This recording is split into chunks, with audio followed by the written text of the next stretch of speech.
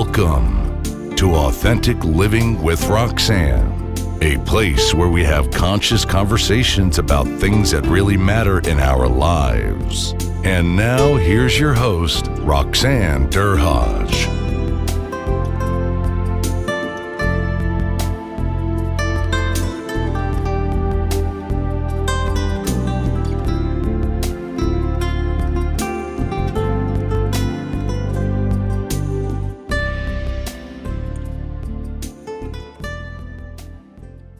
Our interview last week was so good that we decided to turn it into a two-part series. If you missed last week, you'll find the link in the show notes. It's not mandatory that you listen, but we want to make sure that you don't miss out on this amazing conversation.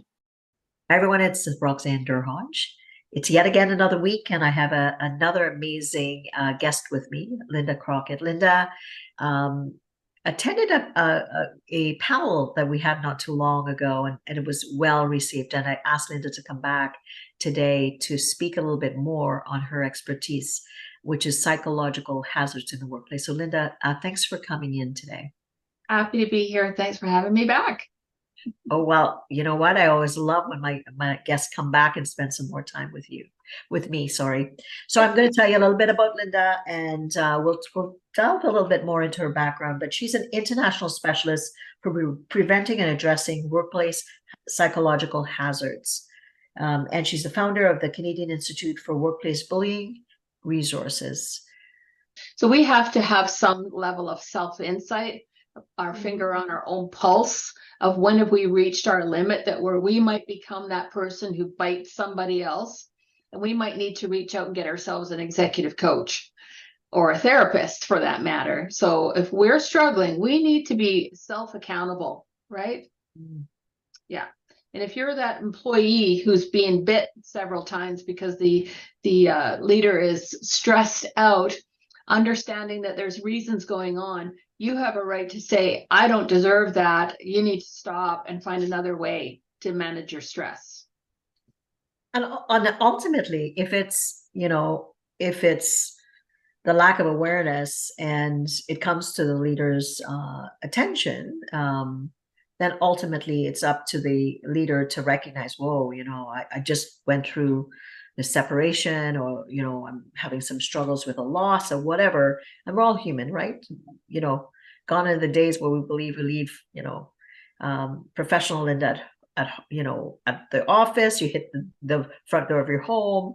Now we're in such different worlds. Whereas when I was in corporate, that was the given line, by the way. You forget the professional Roxanne at home. You bring the professional Roxanne to work. She works 12 hours and she picks up the personal Roxanne to go home. Again, I'm not sure how they thought that was possible, but that was the world that I was living in when I was in corporate. So I think absolutely, and with my work, with my new book, I talk a lot about responsibility of leaders, and what I call the ROR, which is return on relationship, which ultimately awareness is the biggest umbrella in leadership. Leaders have acumen and capacity, so they are brought up and brought into these roles, and with that comes a huge responsibility for the fact that you are leading people that have full lives, and they're looking to you for guidance. And if you're inept or impaired, I don't know if inept would be the word, impaired, it's your responsibility to get the help to be able to be optimally functioning. Well, there are leaders out there that are inept. There are leaders out there that are impaired. There are leaders in positions that they shouldn't be in. And a lot of leaders know that, so there's a little bit of imposter syndrome going on. Wonder when I'm going to get caught, so we need to do our due diligence for leaders and set them up for success. We need to put them in positions where they're qualified for. And if they're not qualified and we believe in them, then let's train them. Let's mentor them. Let's monitor them. And confident, competent leaders don't harass their staff. Confident, competent leaders don't bully their staff. So that says it all right there. Research shows it's quite a high percentage that is bullying top down. So that tells us we have a problem in the leadership area. Let's solve that problem. Let's make sure we're not hiring our friend because we owe a favor, or our sister because we owe them a favor. Let's watch that nepotism stuff. Let's follow those policies. Absolutely, so important. Now we talked a little bit about the stats, and I'm curious. In the world that I lived in, we looked at, trending analysis about, how, what were the core issues that kept people away from work, and how to intervene early enough. If they were to get coaching or therapy, they would obviously, mitigate the concern that was coming down the pike. They can get the help, they would get support, whether it's family concerns, financial, legal, whatever. Now with bullying, what is the data? Because I know at the point, some of the trending that I was talking about, only 5% of the trending analysis for some of these behavioral health firms showed workplace concerns. Mm-hmm. What are you seeing? Because I'm thinking, I often say with 65%, and I'm sure the data this is old information I'm going by, but 65% was generally around relationship, which is the bulk of the cases across North America. Only about 5% was around workplace. Mm. So tell me your take on that, because don't feel safe speaking up. People do not feel safe coming forward, and no matter what the surveys say, they still don't feel safe. This creates a little bit of paranoia in people. So when I'm teaching a class, and I've been teaching on this topic for 10 years now, so that's a lot of classes. I always ask the question, how many in this room know someone, including yourself, that might have been bullied in the workplace? And I honestly, every time, 98 to 100% hands go up. That's not representative in the surveys, in the research, but in person, when you create safety and you create some sort of, relationship with them as you're teaching them, and they feel safe enough, they'll put their hand up. At the end of the class, I'll put my hand up, I'll ask them again, and it's 100%. Consistently, so I don't believe the stats are giving us the current, we know that because of the work, how busy we are. The surveys that I do see, this is the number one topic all the time. Government surveys are always showing workplace psychological safety being the number one choice that the employees are putting out, that I want some training in this area, or I want some improvements in this area. So I don't think the stats are accurate. Well, absolutely not. If you're flooded, you're having all this coming at you, and I'm telling you, and I'm talking about data in the 2000s to mid 2000s. Then and we're 13 years later. And that data is incongruent from what you're seeing. Clearly, it's that space, it's that awareness that's coming to light. That if I come forward, and I mean, I've been through multiple scenarios where in my career now over 30 years, and I'm a psychotherapist, and had been in those varying environments, and there was one environment where I was bullied, and I stood up, and when I stood up, there was stuff that supposedly got brought to my attention, like your day sheets or whatever, that I was pilfering time, and that was never the case. And I made the choice at that point, because I had such, background, and I knew I could, be employed the next day, that I made the choice to make that turn before to just deal with it. I had choice and ability to, but my concern is everybody should have that ability to be able to stand up, right? Because I said, you know what, I'm not dealing with this, because I know this person had bullied others, and I thought, I'm too late stage career here to deal with this, and I just jumped ship. But I feel for others that feel like I don't, may not have as much choice, I can't move around as much, and then what happens to those individuals? Well, that's a good segue to tell you that I, about 20 months ago, I started a second company, and it's a not-for-profit. It's called the Canadian Institute of Harassment and Violence. And the reason I started that was because I see all these people that come into me that have exhausted their savings, their RSPs, their life savings. And yes, some of them have lost their homes. Like, I know a nurse that lost her home. I know a teacher that lost their home fighting for their rights. And they were right. They had a hell of a case. But the system is so broken, it's literally destroying these people. So I thought, we have to start raising funds so that these people have an opportunity to get at least a legal consult and a legal letter. that might just be the last piece of courage they need to speak up, right? Because most people are not speaking up. They don't have the ability that others do, that financial ability. And maybe they don't want to make a complaint, but they need treatment.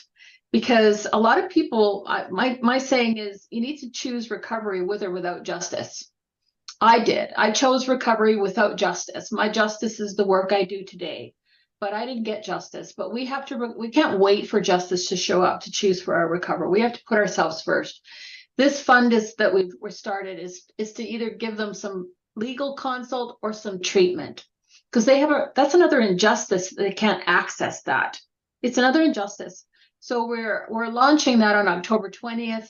We're doing a big event in Toronto, Ontario. I think you have our poster up on your site. Yes, it's up, and I am going. So I hope that anybody listening comes and hangs out with us, because we're going to have it's going to be an amazing event. And can I say something? Yeah. And this is an interesting fact. Now that you're making me think through the data. So this firm that I worked for, the legal consults, the only exclusion was if there was any concerns against the employer. Does that surprise you? No, it's just like neon lights going off for me right now as you're saying this, as I'm trying to substantiate the data, and I'm thinking, was the data there all along? Because you could not use a legal consultation if it was against the employer. Yeah, there's a lot. So hence, we were getting skewed data then, because I remember when I was separating, I'd use them for a consultation, right? Because I wanted to find out what my basic rights were. But if that issue was against the employer, I would not have been able to use that same legal consultation. Right. So that really makes sense now that you're saying, and what need your event will highlight this issue for, and also funds, because if there's a lot of people having issues and they can't afford a lawyer, because we know how expensive this can be, then where do people go? Yeah, and thankfully we're getting some lawyers and some therapists that are willing to reduce their fee for these people that we're going to help fund.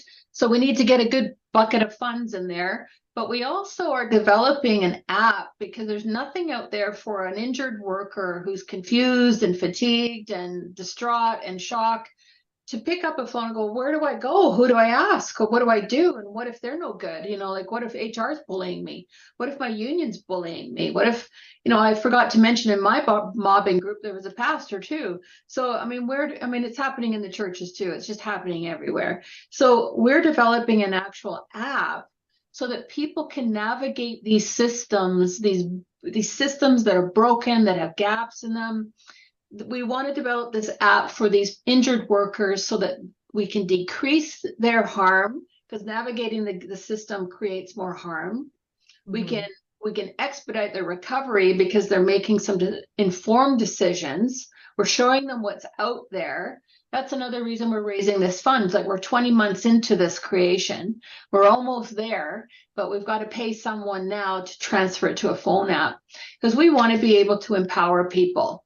We want more people coming forward. We want this taken more seriously. That will shift this a little bit faster to get some. Look at what we used to do with domestic violence and sexual assault. We used to blame the victims, right? We always shamed and isolated the victims.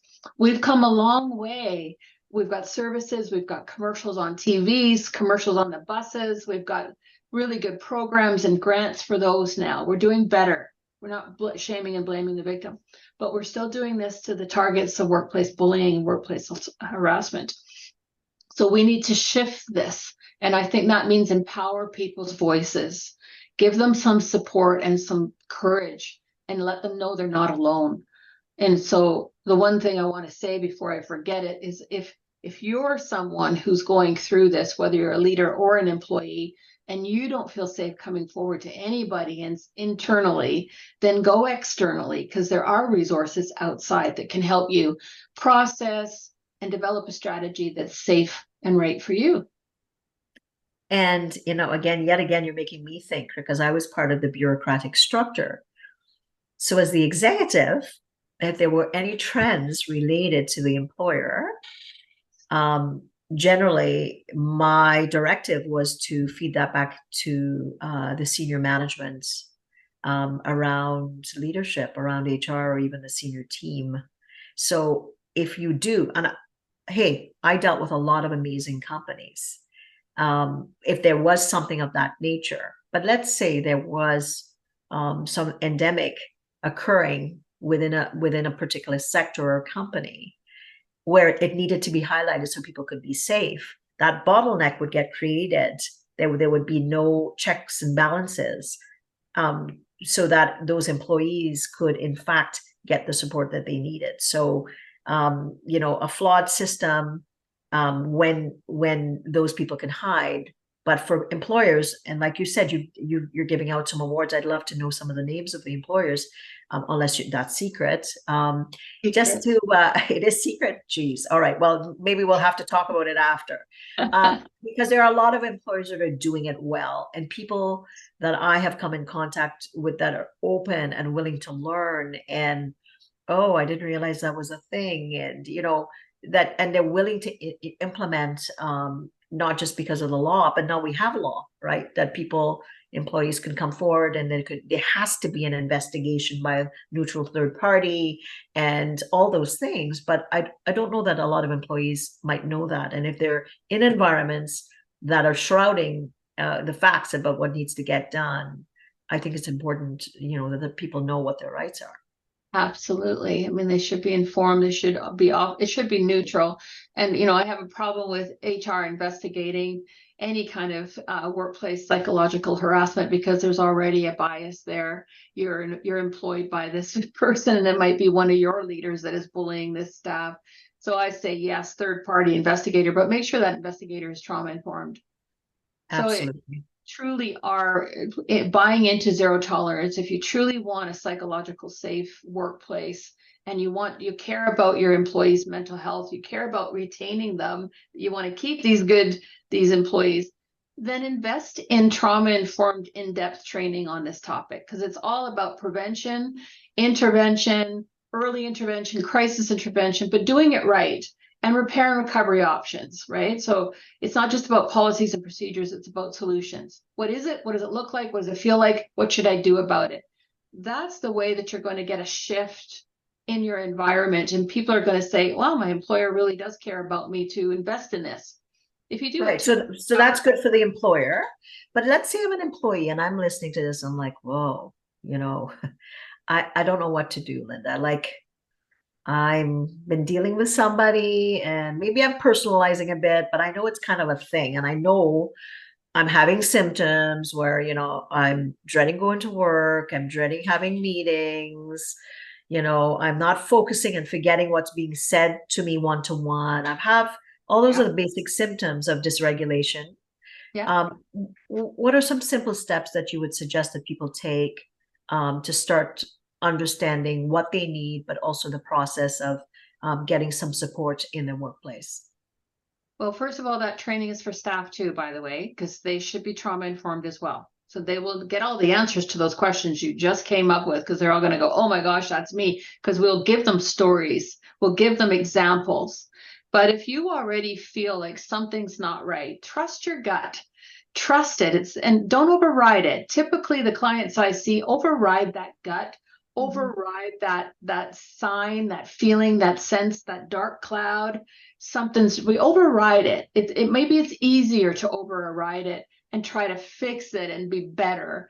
And that's typically what we do. We work harder, we do more, we're trying to fix this, prove to the employer that we're the best employee it could ever ask for. So we end up, contributing to burnout, because we become hypervigilant.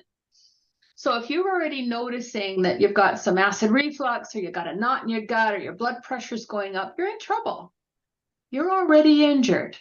And these are the early warning signs. So number one, get to a doctor. Your doctor should be monitoring.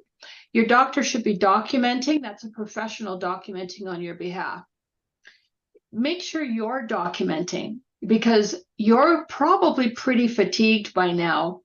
You're losing sleep, wondering what just happened. How am I going to prevent that from happening tomorrow? I can't believe this happened. So you're not sleeping well. Your memory starts to become impacted when your brain is inflamed. Your brain is inflamed when you're constantly under stress. So you're not losing your mind. You're not losing your memory. You're not early onset dementia. Your brain is inflamed. And so now you can't think straight. You can't focus. You can't read a sentence. You're struggling. And now you've got self-doubt happening and questioning. Is it my fault? Am I just too stupid? This is all injury we're talking about. This is injury. So get out and talk to somebody. Get to a therapist that knows this kind of injury. Phone and ask us for a quick consult if you're just not sure. I call it a sanity check. Just reach out for a sanity check, because basically that's what it is.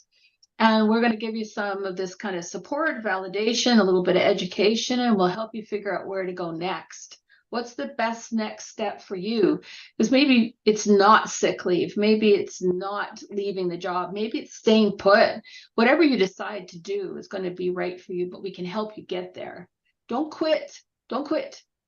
Don't do that. Take some time away, call one of us, but document, not only because you're going to need those facts for credibility if a complaint does get put forward and an investigation happens, but document also for your mental health. Because, today is what, August 28th. I think a month from now, you're going to forget what happened August 28th, August 30th, September 1st, September 6th. You're going to forget all that stuff. It gets mumbo jumbo. And you're going to need it to go back and get a sanity check. Was I making that up? Was I imagining that? You're going to go back to your notes and go, no, I'm not crazy. So it's for your mental health too. So you can sleep at night knowing it's in that binder at home, one spot. Make sure there's no clientele information in there. But that documentation is for your mental health and your credibility if a complaint ever came forward. Great advice. Most people aren't thinking about that, right? They're probably just trying to get through day to day. Let's make sure we talk about the event. And like I said, I'm super excited.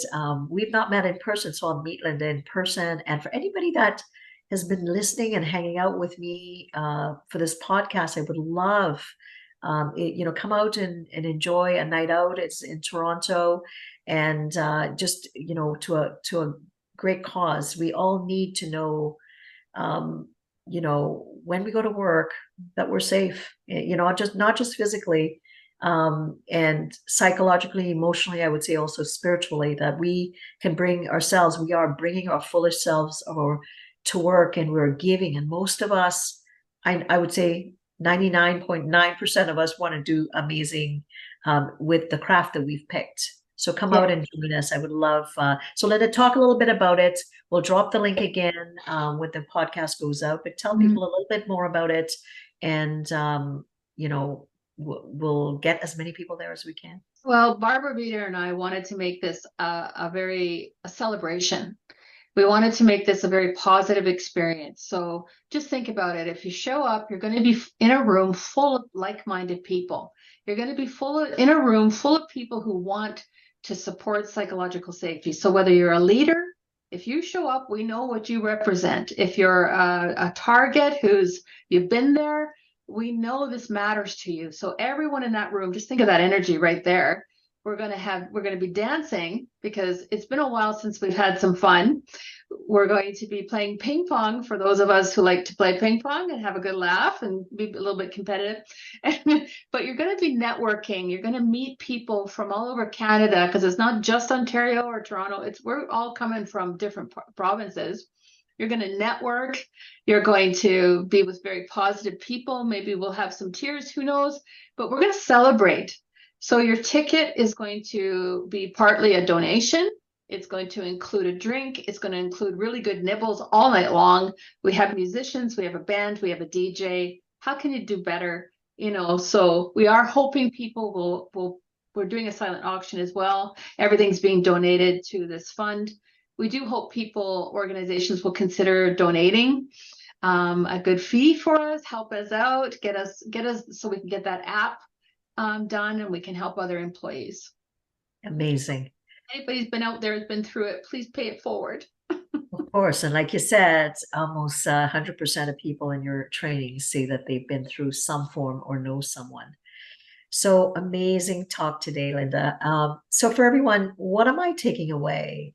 I think that we, as employers or peers, we have duty to make sure that everyone is well at work, whatever that format is, whether you have virtual employees or consultants like I do and that work for me. I also have duty as the leader to ensure that I am using my awareness to set the stage for what I'm expecting from others. And also when they're having tough times to also create the safety of cocoon so that they can also come to you as the leader. So that takes gentleness and kindness, but it starts with us as the leader. And like I talk about in my book, Return on Relationships, it starts from the top. And you made a comment that on LinkedIn that you said the fish rots from the head, and it's so true. We are the leaders. We are the leadership. We set the tone and the tempo, and it's our duty to be able to make sure that people can feel that they can bring themselves to work and be able to do their craft. So thank you again for coming, Linda. I look forward to meeting you in October. And for everyone, come and hang out with us if you can in October. And with my new book, Return on Relationships, you can get it on Amazon or go to my website at roxannedurhodge.com/book, and all the information is there. Take care, everyone, and we'll chat with you next week. Thanks for tuning in to Authentic Living with Roxanne, creating the space for positive, healthy change. Roxanne is a keynote speaker, psychotherapist, and coach. To work with Roxanne, visit roxannedurhodge.com/blueprint. We'll see you next time on Authentic Living with Roxanne.